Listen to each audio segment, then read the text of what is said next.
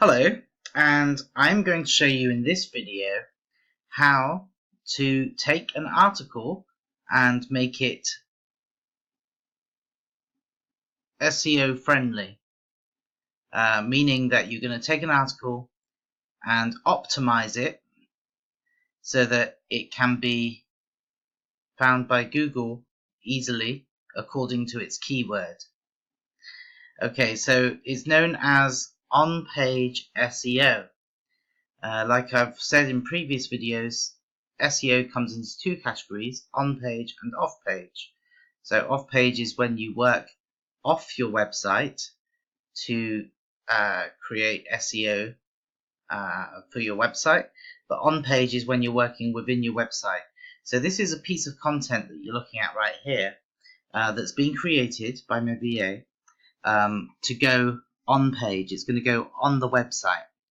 And what we're going to do is we're going to make it that it scores well for SEO.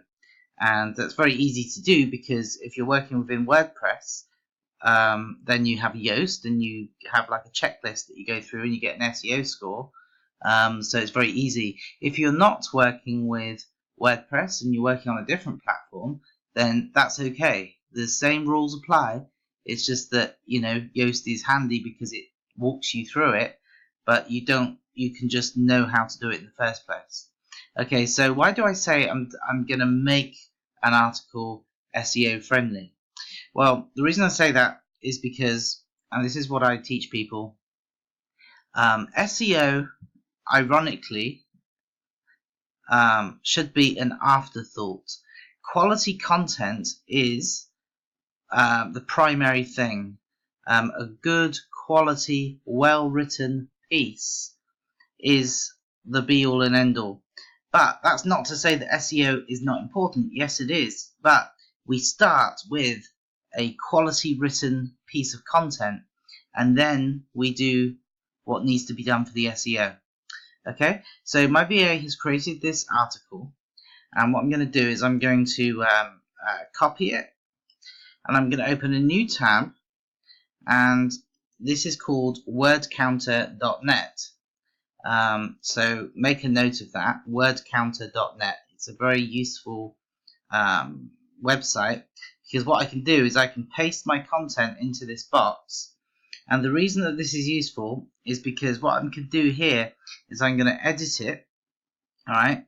But also I know how many words, I know how many characters, but what I like is that it tells me the keyword density.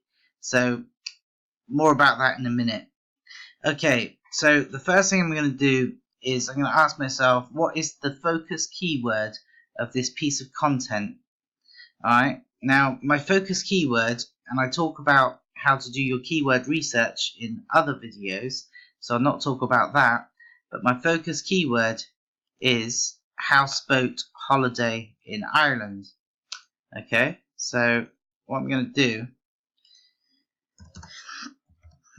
is I'm going to paste my title up here. It's houseboat holiday in Ireland, and I need to make sure that my keyword has around, not precisely, but around a 2% density.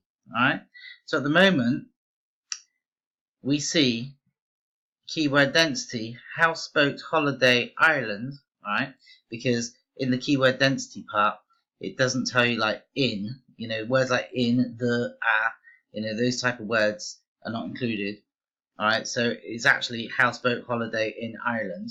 Alright, it has 2 appearances and it has a 1% density. So what I need to do is, in order to drive the point home to Google that my focus keyword that I want to be found for happens to be houseboat holiday in Ireland, I need to increase the density of that phrase within the body of my article. So what I'm going to do is I'm going to look for natural, I'm not going to force it, right? I'm going to look for natural opportunities that I can insert that keyword contextually within a couple of sentences within the body of my article. Alright, so I'm just going to pause the video while I do that, and then we'll talk about the next thing. Okay, so the first thing that you need to do while you are inserting your keyword or key phrase contextually within the body of your article or piece of content, you need to ensure that one of the occurrences is within the first 100 words of your article. That's important. Okay, so I've done that. So here is the first paragraph right here. What could be better than slowly drifting on the water and seeing the beautiful Irish landscape pass by? If you want to relax and clear your mind, then a houseboat holiday in Ireland is just right for you. Okay, so there's my keyword right there. Okay, so that is within the first 100 words. Okay, but I'm not just done yet, because I need to also insert that a couple more times. Okay, so it's now done, and if you look here at my keyword density, the ×3 houseboat holiday Ireland, it has 5 occurrences, which is a 3% density. However, what I did is I put the title of my post up there just to remind me what it is, so that when I upload it to the website, the title of my post is "Try a houseboat holiday in Ireland." So that's not going to be part of the article, but if I delete that, then it brings it down to 4 occurrences and it's a 2% density. Okay, so rules for on-page optimized piece of content. Alright, so we've already discussed that we need to have the article or the piece of content with around, not exactly, but around a 2% density, absolutely no more than 4% density. Okay, so we've done that. I've inserted it very naturally. You wouldn't know that it's forced within the article. Okay, so that's now achieved. Okay, also, one of those occurrences needs to be within the first 100 words of the article. That's number 2, and that's achieved. Okay, the next thing is that we need one of the header tags to contain the exact keyword. Okay, so what's a header tag? Well, here I've got my H1. I put H1 there, and this H1 in brackets is literally to remind me when I upload it to the website that this is my H1. I'm not going to have the word H1 inside my article. I'm only going to copy and paste this right here. Okay, but an H1 is like the main title of your article. All right. Okay, so that's my H1. Now, subheadings, if you imagine a piece of content and then you've got like a heading and you've got subheadings. So subheadings, like you'd have an H2, which is a subheading, H3 is another subheading, H4 is another subheading, and so on. And there's no rule as to the number of subheadings you need to have. It depends on the style of your article, the length of your article, and the way that you organize your article. But you would have a number of subheadings perhaps. And if you do have them, it breaks the article up a bit, makes it a bit easier on the eye, makes it a bit more easy reading, So you need to have your keyword in one of those. So it doesn't have to be the H1, it could be the H2 or the H3, but make sure it's in there in one of them. In this particular article, I'm only having an H1. It's not a particularly long article. It's a rather simple article. It's only a few paragraphs, so I'm not going to have any subheadings. Okay, so the next rule for an on-page optimized piece is that you need to have what's called a slug, right? It's all to do with your URL, alright? So basically, you've got your website. So your website is www.yourwebsite.com, right? For example. And then you have a /. And what comes after the / is called the slug. And the rules for a slug, for SEO friendliness, it's obviously going to be all lowercase letters. You're not going to have underscores. You're not going to have special characters like the @ symbol or the hashtag symbol or anything like that. Nothing like that. It's got to be words, all in lowercase.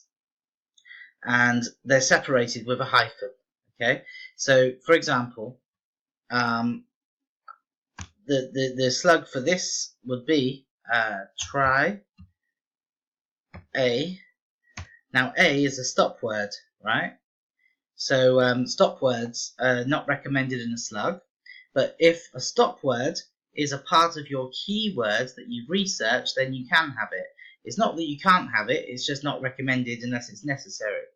Alright, so try a houseboat holiday in Ireland, but what I would do in this slug, because I don't need try a, because it's not part of my keyword, I'm just going to put houseboat hyphen holiday hyphen in. That's a stop word, but I need it because it's part of my key phrase, right? Okay, so that would be your URL, and this is important that the keyword is in your URL. Alright?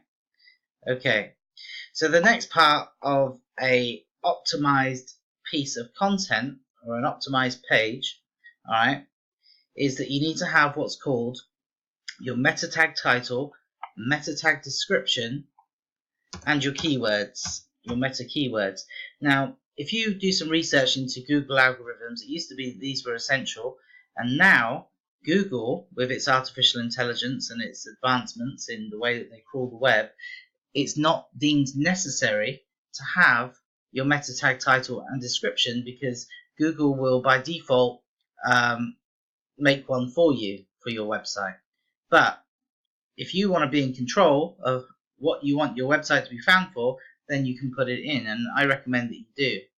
Alright, so your meta tag title would be about 69 characters long. There is a character limit, because if it's too long, then in the Google search results where the meta tag title is, it will cut your sentence off and it will just have ...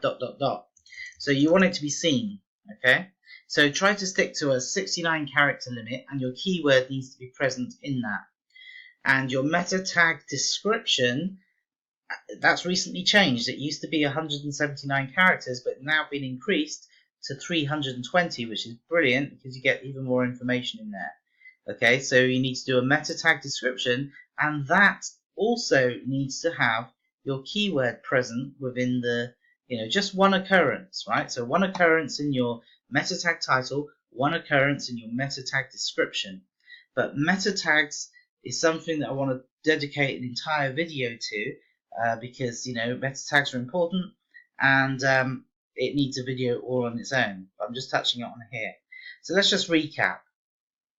So an optimized page on the web, it consists of a title within the URL, your keyword within the URL, your keyword with a 2 to 4% density within the body. Try and keep it around 2%. Keep it natural. Make sure that your article is grammatically correct and reads well, of high quality. Okay, and also make sure that your header tag as well has the keyword in it, in at least one of your header tags. Now also, if you've got an image on your page, you need to have what's called the image alt tag, and that also needs to have your keyword in the image alt tag, and that's just basically a description of the image. Also, when you upload your image file to your website, make sure that you don't have underscores in your image URL. And how you ensure that you don't have underscores is that when you create your image file on your computer, separate the words with a hyphen. Don't use a spacebar, because a spacebar translates to an underscore. Alright, so you use hyphens to separate the words. So if I created an image, I would call that image file Houseboat Holiday in Ireland, just like the slug here, separated by hyphens. And then when I upload that to my website, the URL is going to be your website, and it's going to be like Houseboat Holiday in Ireland .jpg, right? Meaning it's a JPEG. Alright, and that, if you follow all those steps, you'll have an optimized piece of content, an optimized page on your website. So I will talk more about on-page SEO in more videos, but that is the basics of on-page SEO.